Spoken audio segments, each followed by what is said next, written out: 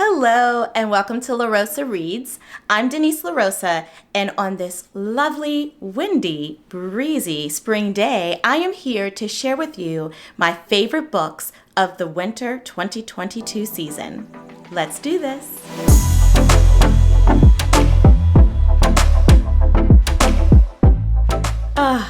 Wintertime is such a lovely time to read, and let's face it, for us book lovers, any time of the year is the perfect time to read. With that being said, I read over 20 books for the first quarter of 2022. So we're talking about January, February, and March. I am here today to share with you my top 5 favorite books that I read in the first quarter of the year. I think that I had a wonderful reading experience for the first part of the year. It was a little unexpected. There were some surprises that go both ways. So some surprises meaning that I was super excited and pleasantly surprised to discover that the book was actually really, really good. It exceeded my expectations. And there were also some other surprises, some downers where I was like, I had a higher expectation for this book and it didn't quite deliver.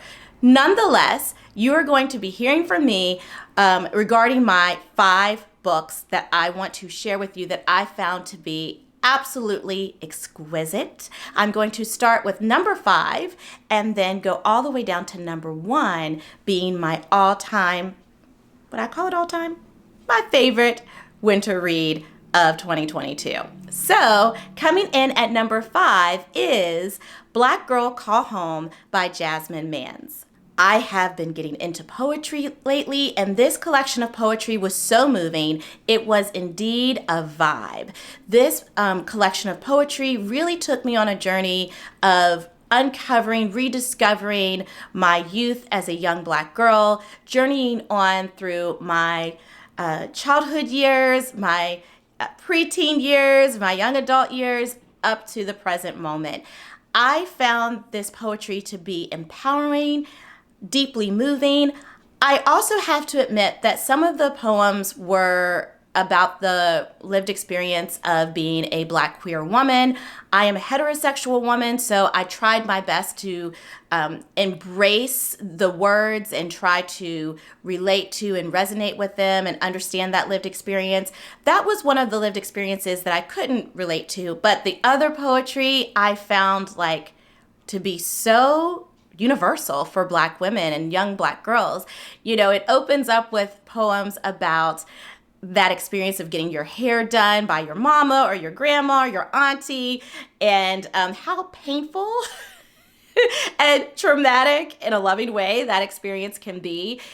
And also just some coming of age poetry that I found to be very therapeutic, actually. So I was really pleasantly surprised. I expected this book to be good, this collection of poetry to be great, but to discover just how fantastic it was just amazing. I highly recommend that all Black women, young and older, read this collection of poetry.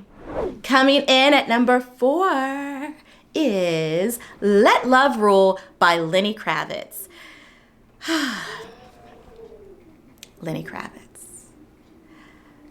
I'm sorry, I need a moment to just appreciate and celebrate the one and only Lenny Kravitz. So I absolutely love Lenny Kravitz. I love his music. I love his energy.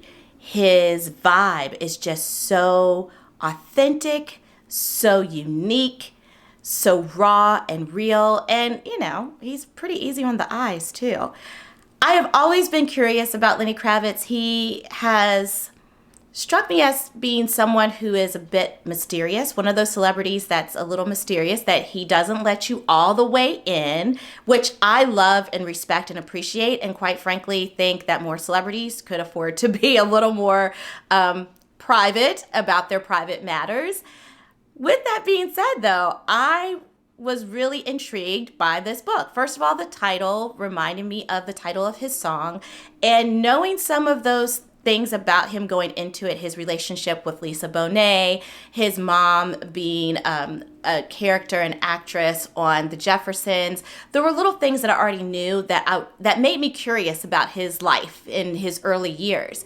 This book is going to be a continuation of a memoir. This book only covers his childhood up to whenever his then wife, Lisa Bonet, gave birth to their daughter, Zoe Kravitz. And that's where the book ends. So I'm going to tell you right now, it's very dense, intriguing, captivating, and all of the fun facts and unknown facts about Lenny Kravitz that emerge from this book are just so refreshing and just alluring. I was so allured by this book.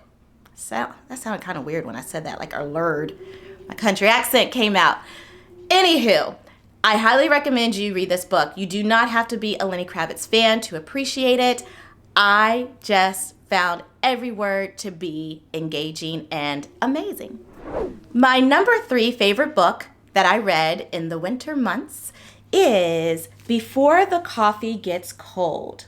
This book, written by Toshikazu Kawaguchi, is so refreshing, so moving. It is one of those life-altering books that while you're reading it, you find yourself feeling transformed just from the experience of reading this book. So I picked up this book from the library with no expectations other than the fact that I found the cover to be delightful, the title to be even more delightful than the cover, and I just kept seeing it around on Goodreads and Instagram, but I really didn't even know what the book was about. So here's what's happening in this book. There is a coffee shop in Japan. This coffee shop has the ability to take people back in time, but there are some rules around that. Here are the rules, my friends. First, only people who have visited the cafe can be present when you go into the past. So again, the only people one may meet while in the past are those who have visited the cafe. That's a better way of putting it. Second rule, no matter how hard one tries to go back in time and change the present, nothing that you do in this visit to the past will change the present. Hang in there, there's 3 more rules.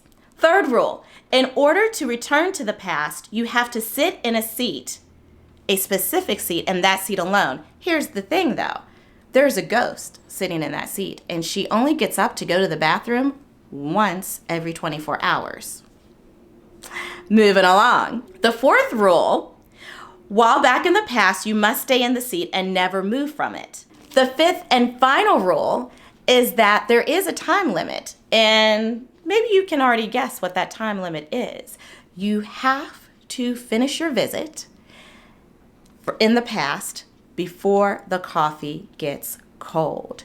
If you remain in the past and the coffee gets cold, you turn into a ghost, like that lady that sits in the chair all day, every day.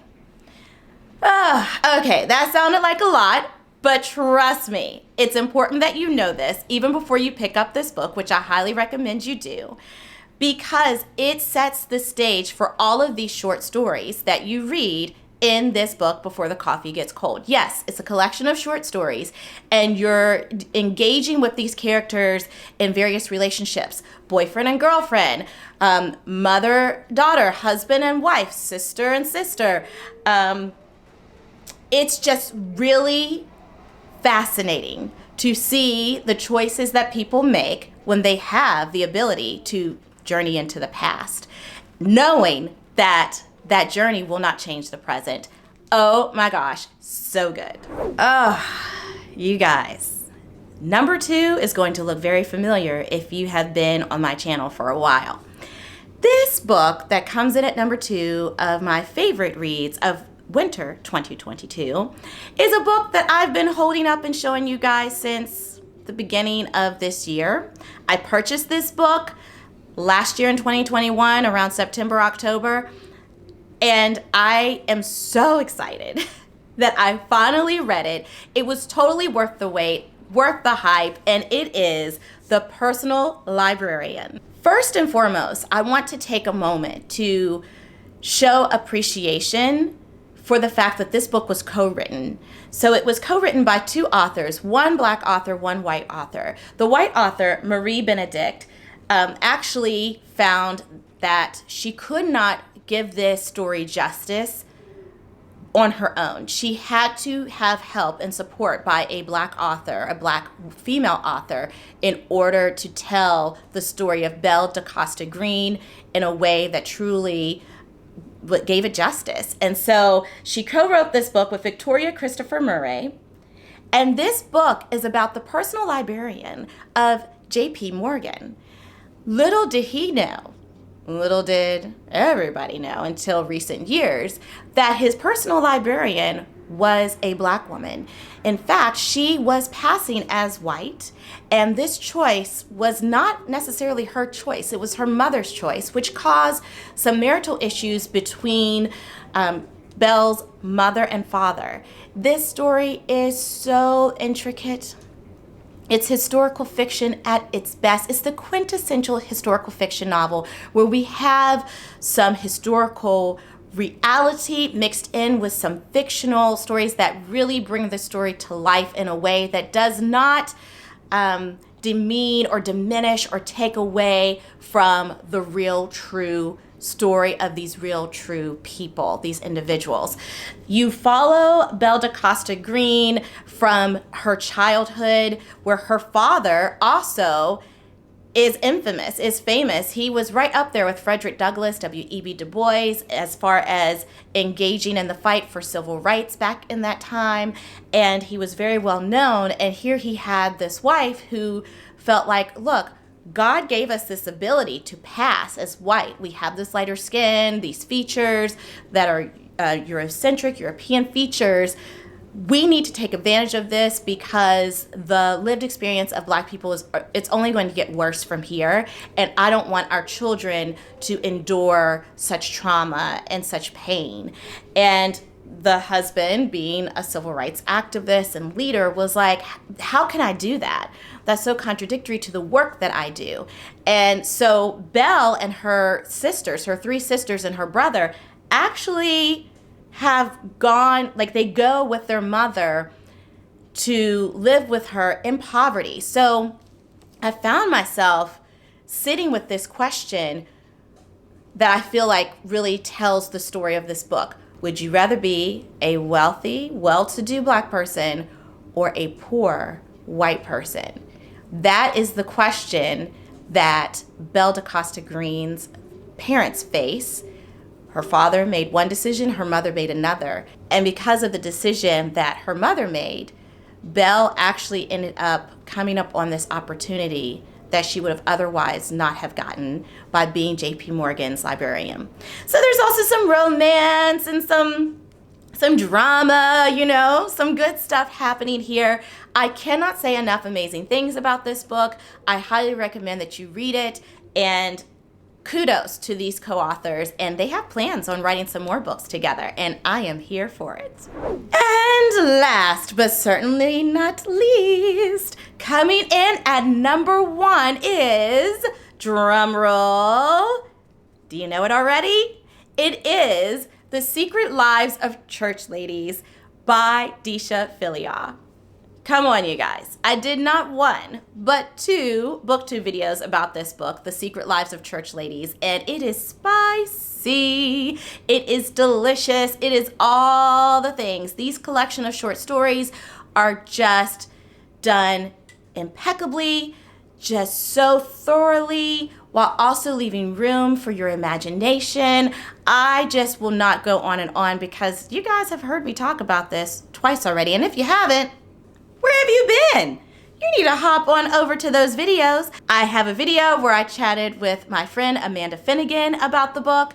I also did a video discussing how The Secret Lives of Church Ladies was my first 5-star read of the year.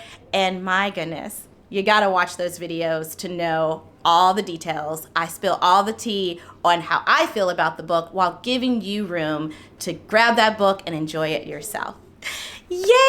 I had such a great winter 2022 reading experience. Let me know how your experience worked out for you this winter as far as reading is concerned. In the meantime, you can also venture over to check out my video on my first 5-star read of the year, The Secret Lives of Church Ladies, to learn more about that book.